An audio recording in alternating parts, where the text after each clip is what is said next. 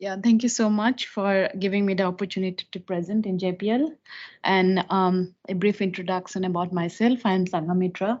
I work for Blue Origin. So I'm here to present reducing cycle time from design stage to work order in MBSE approach AI-powered predictive modeling concept. So my presentation is a little bit different from yours. It's not a use case, so it's a concept. So yeah, next slide. Um, Next slide. Yeah, please. Oh, okay. I can do it here. Hold on. Yes. Yeah. So delays in manufacturing in aerospace industry is very common across organizations, and it costs billions of dollars to industry and a lot of sales losses. And historically, like literature says that average delays of aerospace manufacturing is 3 to 5 years, and and all of you know. And it's not always due to poor planning, and all of us know that there are a lot of factors related to it, and I feel these are some of the important factors that cause delays to manufacturing. One is system complexity. Systems are complex, inherently complex, and it's difficult to manage. And then incomplete and evolving requirement, that is another cause. Design choice variability, there are a lot of design choices and we don't have historical data most of the time. And then external and hidden factors like regulatory approval, third party integration, supply chain, and a lot of natural causes.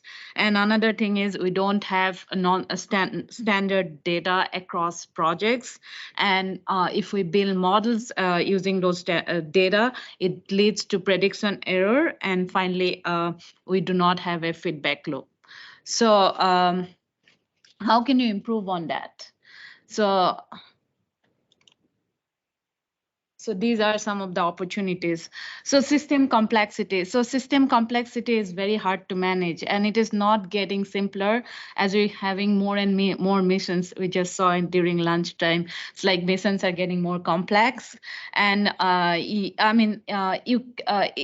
cannot get rid of it. You have to live with it, and expect is going to be more complex. So we don't have much control over system complexity, but some of the things probably we can improve. One is like incomplete and evolving requirement. We can get everybody together, right from the design engineers to manufacturer, and to improve the inconsistencies right in the beginning, instead of reviewing in the later stage. And design choice variability. So if you have data historically, if we can see what works best for one choice and what does not work for the other choice, and based on that, we can choose what gives us the more advantage for that particular job. And maybe in this case we'll use what gives the reduce the cycle time. So that's the design we can choose probably. And then external and hidden factors. We cannot predict everything, but definitely we can manage it. And third is non-standard data and matrices. So you can have standardized definitions across projects. That's one of the key concepts for managing data. And then if we use those data, then we can reduce less prediction error. Like sometimes if we use non-standard data and not quality data, then if you predict for 6 months, it might take 6 years. And we can create a feedback loop. So oftentimes you see that, okay, there is a project, so that got delayed from 6 months to 1 year, and we don't come back and see actually what causing that delay. So you don't have a proper feedback loop. And here is a roadmap. So yeah, there are many ways we can improve that, and I feel this is one of the roadmap what we can do about it. So identifying needs and opportunities. It's like we are not talking about, so here, like one thing I wanted to make it clear that we are not talking about changing the MBSE. We are, we are talking about something addition to MBSE, how we can improve on it. And like here, there are many ways, and here one of the standard ways maybe identifying the needs and opportunities. So analyzing the current MBSE approach, we don't try to change everything at the same time, but pick one area in niche area and then where we need like most attention, and pick that and maybe do a pilot or do a small studies. And once you kind of getting improved on it, you can apply to other areas. So using like NLP, like for analyzing textual requirements, it gives faster results. And then identifying the type of data needed to train the model, then what ML model or AI model would be useful for building the pipeline and quality guardrails. And then based on use cases, what types of data we need for those particular case and train them, train and validate model. Then definitely finally the integration and deployment. So yeah, so there that's the roadmap definitely, but there are a lot of challenges.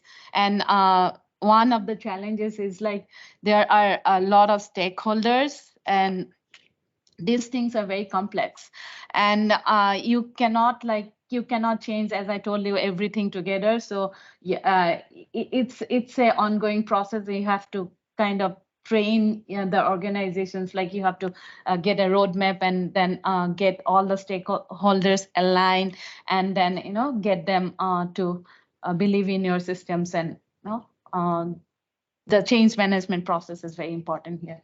And then data quality and availability. It's not easy to create high quality data and readily available data. So getting a consistent definition across projects and build a pipeline, getting the data is very important. And information security and privacy are another important factors. And since I am from aerospace, I experienced that. And you don't know what information can be used and cannot be used. So you should be cognizant in the beginning about the security and privacy. And so if you build some model based on certain data, and if you think that later you realize that you cannot use it, like your model will not be useful. And then domain expertise. Definitely, it's a collaborative process, and you have to bridge the gap between AI and ML specialists with like MBSE specialists, manufacturing industry engineers, design engineer. It's a collaborative process. And finally, what benefits we gain from this? It's definitely improved communication. So MBSE provides centralized platform for seamless information. So it definitely improves communications, and it's benefit not just like engineers, but everybody in the systems. And early fault detection also, like instead of finding faults when we actually implement the system, we find a fault in the beginning. It's like from design stage to manufacturing stage. If you stop those in the beginning, then it will be much faster. It will reduce manpower and save a lot of cost. And reduce time to production, definitely that's a huge benefit, and that's what we are trying to implement in this entire roadmap. Thank you. Yeah, looking forward for any collaboration and any questions. Sure. All right. Thank you so much.